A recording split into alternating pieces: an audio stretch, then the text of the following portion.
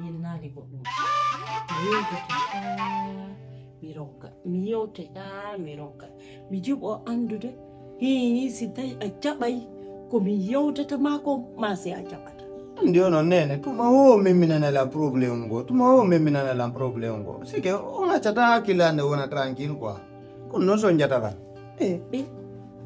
Hara a furdai hara a jombali hakuni ma yalla. Nene mi ngompa ikuntaw. Jombu gol feundo. On ti do ande ko ikami kay jammude. Ko fuddade gollude mon. Donc la mari projet o bu ko mi wudu awa gol daw. La mari entreprise wana wondi am pour créer gol. Los mini do ni jettu gol do jombu gol do ande ka don ti do nganti mi jombi do. Tangang mon tu ngare ande ka ala mi wona ta libre 100%. Donc me batano mi réaliser la projet jami. Nene. Hey kwa accu fi Allah wota nabijo. Bale hakuni Allah sirifu. Jombay ma jomba bako beko jomba. Mi hala ni mahamironki. Ang dawai no de ka pay kun agay ni jande. Nene min gompa kunde min to mu kan affaire jombu gol feundo. On ti do an mi daw yeddu. Min ya jombay. Me terte din non. Terte non taw. Hi? Pay kun no lanna jande few. Hi? Gompa kunde taw nene. Mimi jombenti si mi mayali si tay asalike jombugol antiki subana da mo fala da jomba si asalike do mi no ma si mi mayali a jomba wata jombule fa joni a yeddaylan ba a jangi mi wona libre taw nene jombugol ne ten non taw ake mi regula business janni taw ga na marsu de few mi wona en fin prêt mi jomba non voilà sago hande ka wondo mi yi tanirabe ma ben do mi mayde no fosi alla no muyi on hi ay tanirabe ben ko be mi hiabe dulle ko be jomba hande pay ko tu woni mayde hara jomba nam si wa mayde ye wa may astaghfirullah izido hande ko pay ko tu woni mayde fi Allah wota nabijo accu jomba ko pay ko tu woni mayde ammi suti biddo an rek mi jogi am fowde ba min nay dum non ko am fow mi jogi accu jomba do ko kan yande nene min bisalaki go mi jombay la ngandi mi jombay mais ok lanta ngay ko der 2 ans taw ara mi gay de programme jani mi wonta dubidi 2 ans wonta dubidi mari piji bu ko rekilte taw o jombugol on ti don na jombugol tum na jombugol tum min bi wadante ko falda ko fo wali so mi gera gerti na fi financement ko tira be ampe wadana na fi financement na fi din ko awa ko ni regula entreprise o yango taw mi na en fin prêt ara moni prêt voilà e kan min sago mariage de la wala mariage wara ala adna fo fillo to fi mariage na mariage wuya jomba boba ko wadete fewndo mo min na dundi ake mona prêt ok l'entendre 2 ans do ara mi regli programme janni mi woni prêt mon fami usuma no mi jomba son fala mi jomba na yonde hotel serifo kono wacce 2 ans taw accu fi Allah jomba no fi Allah wadali ya kay ni jandu mi timminala en nan kabin fuddi gollude ka kono ba fuddi jom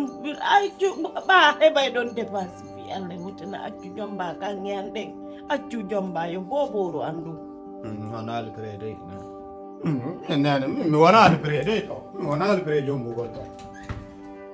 adokila wana le crédit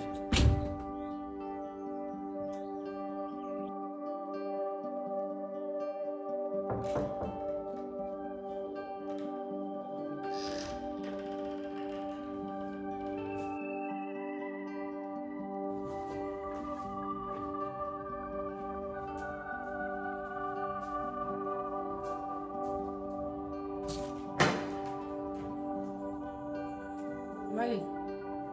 Malik.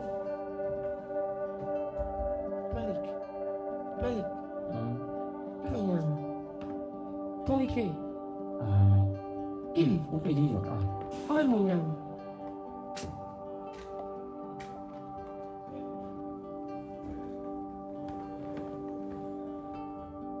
Ini mau yang?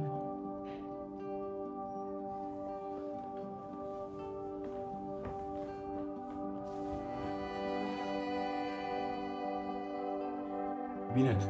13h05 kon wondoɗa ɗum fof ka suudu hanmi kay na defugol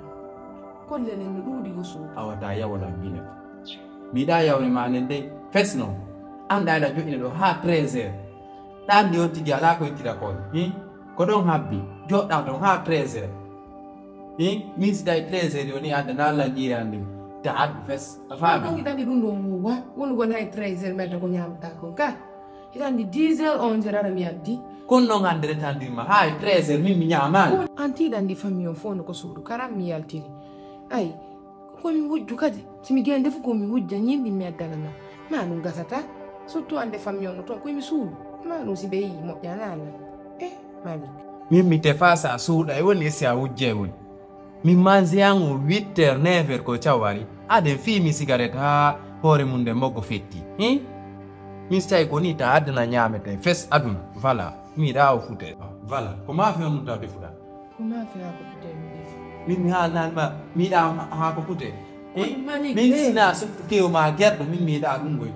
a faami famata nahmi waɗiri dépense komo ɓe hande ɓe ñalliti toon koɓe faala kon ko ɗum wona defede kamɓe wi ɗum noon defe na woni yaade ma kiɗi kono ko faali maɓɓe o si ɓe innima ha koɗa andida mari mo yiɗa haako wiya ko suppu hattanalan ɗo haako ko fii bey e baali e nayi ban awa joni muñño fi yeeso min goy kala ñamde ɗo fi allah mi jeejima ala ñam ñam fi allah ñamu mi jeejima anditi mi wujja ko ame ñiiri mi addanama fi ya ñaam wiyalankata ñamata min ko min ɗo mi ñamani mi jaymi tun golle mi suuɗi mi addi ko ñamata fi ya ñaam fi allah maali kanka mi jeejima fi allah wiɗi andi min ko yaade wondiɗa a faami ka sa yontino kaliɗo no woni cool na arɗo e ukkugol onti e ɗumaji quoi kono ngalduɗo wattata hande kadi fi ngaddali mansiyan o wattata noon hande 8h 9h ko tawari ade minokke loti ko fimi ɗo cigarette ɓuri très wal quoi joni minani ɗum ɗon fof wattata hande kadi fi allah jiɗama min jeejimi fi allah ñande attuɗa ɗo ñiiri 11h surtout 11h ha yeeso so tawi ɗum hewtiya gayna defude maru toon mi yaha hes ko kawte ɗon toron ñaam watta hande a kadi faami mi wattata ɗum noon kadi hakkude allah noon goy muño noon sa rangeti fof ha ko pute kadi ɓemdata ha ko pute ñamta ko pute de maaro dane kadi ittude janggo ko barabala par ce que maardane ono yorindela rendu yo noon ti ala tak yaade ko fayda moon et puis hande kadi ko maaro barabara ara ka na barabara foore fuuta par ce que maardane ono yorindela rendu awa ellala joni minani ɗum ɗon mi waɗe ko weltama kon immo noon ñaama mbiyata cigarette jandi kadi goy ko ɗi tati mi sikkirote mi ñalla mbaɗa komi weltiniramaɗo na cigarette hande ya immi ñama mi yalani ko weltama bonɗum taw min ɗuma he immo ñama mi weltinamaɗo joni nokkanan no addanala ngal quoi wala cippade ka buntuka ka boto ye a yewta mi abbo mani na jalu ɗum ye nokkanalan quoi nokkanan ɗum danala seɓanaɗan ndiyam mum ɗan ka boutique ɗa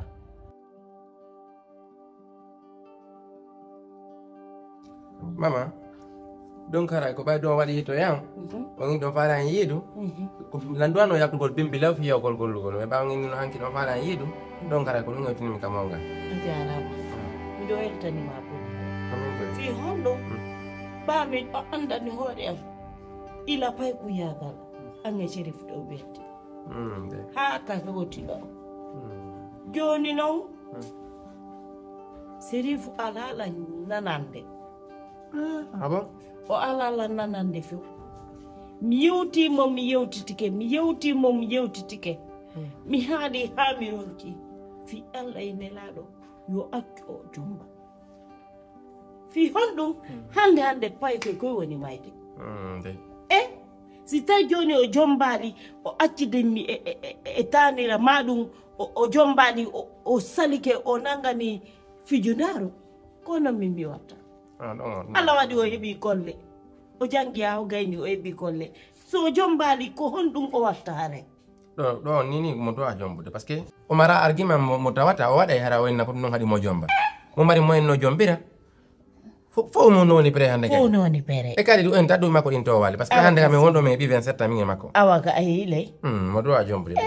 wol ni mo ko no ngoni kanko mi yewti mo hamidon ki o ala jabudi sa yi mi noddima non ya aru